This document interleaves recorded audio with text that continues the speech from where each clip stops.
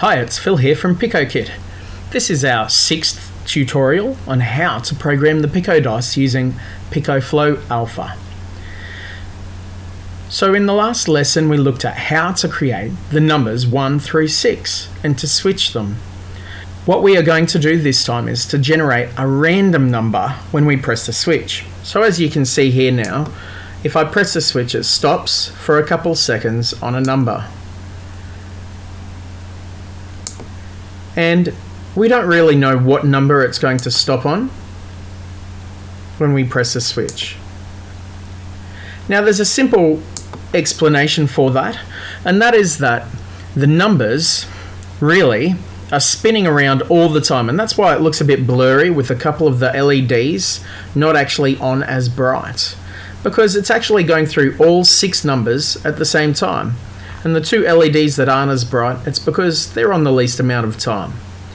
So we've got our numbers 1 to 6 cycling around automatically, and when we press the button it just stops on one of them. So we don't know which one it's going to stop on, and you can't really guess because it's actually going through those numbers probably about 100,000 times a second.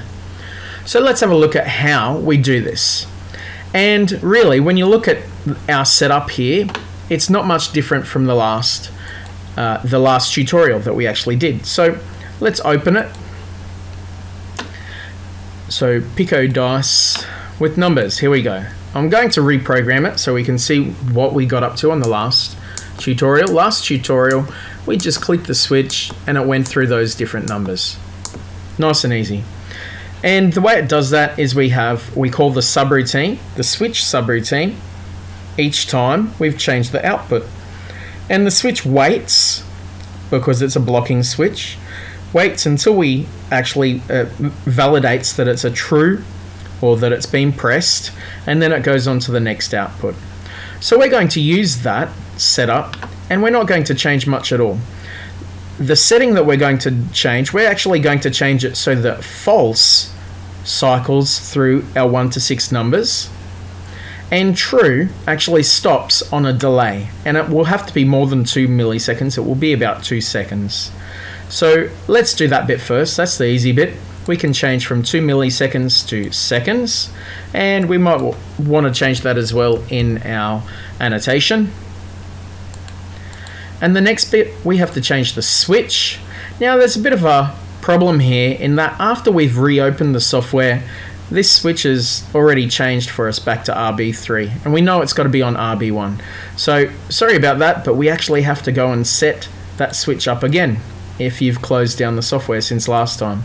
So I'm just going to hook up the start tool, and if I do that it's still not showing. We actually have to open the start tool, close the start tool, and that will give us our setting once more. So we can change it back to RB1, and the other thing we need to change is we need to change our true and false connectors around. So let's move true up to the top, we'll put false on the bottom and true back on the left. We'll leave it as a press test, and we'll move the start tool back up to where it should be. There it is. Okay, so let's program. And what do we have? There it is, our random number generator.